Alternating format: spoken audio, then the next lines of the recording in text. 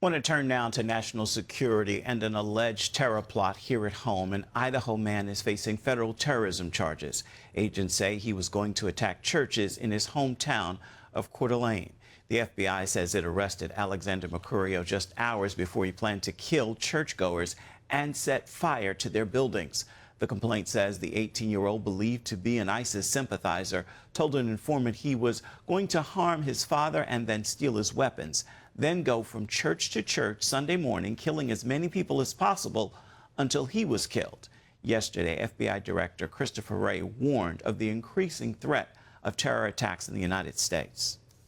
And while we continue to be concerned about individuals or small groups drawing some kind of twisted inspiration from the events in the Middle East to carry out attacks here at home, the foreign terrorist threat and the potential for a coordinated attack here in the homeland, like the ISIS-K attack we saw at the Russia concert hall just a couple weeks ago, is now increasingly concerning. The Idaho suspect is awaiting a court date and could face up to 20 years in prison if convicted. Extremely troubling, Gordon.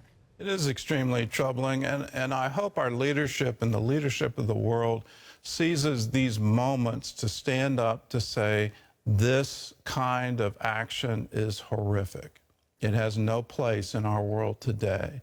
Whether it's an attack in Moscow, ISIS-K, what ISIS did in northern Iraq and how long it took us to recognize they were specifically targeting religious minorities to wipe them out. They were destroying churches. They were crucifying Christians. The beheading of Christians on a beach in Egypt. You look at these things and go, can we not just clearly call it for what it is? This is the face of evil. And that evil was so clear on October 7th.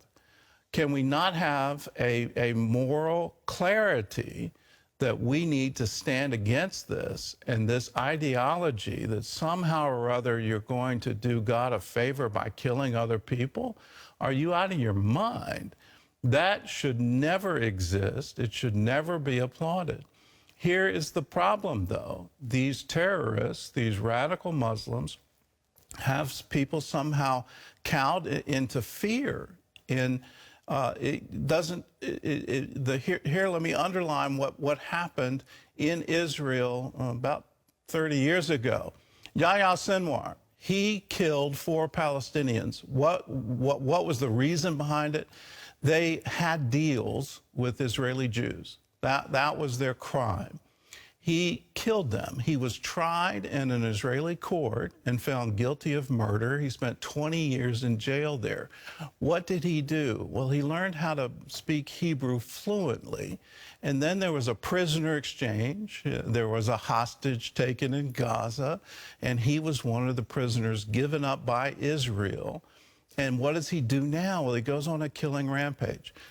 Let's have the clarity to say this should never happen. These people shouldn't be free. We need to stand up to it because it's an absolute evil. Let's call it for what it is.